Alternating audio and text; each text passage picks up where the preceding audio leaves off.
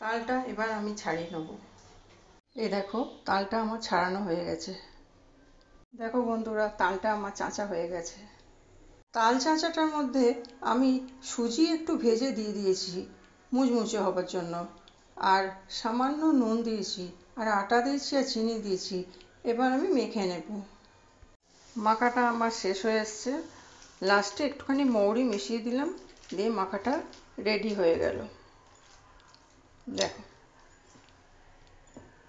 দেখো একবার আমার কড়াই ছাড়া হয়ে গেছে।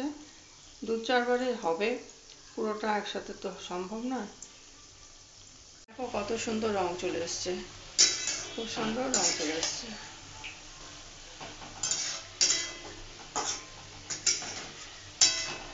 এই দেখো বন্ধুরা, আমার সব কটা তালের ফুললি বানানো হয়ে গেছে। কত সুন্দর হয়েছে দেখো, ওপরটা কত সুন্দর মচমচে, আর ভেতরটা এই আমি ভেঙে দেখাচ্ছি কত সুন্দর নরম। দেখো।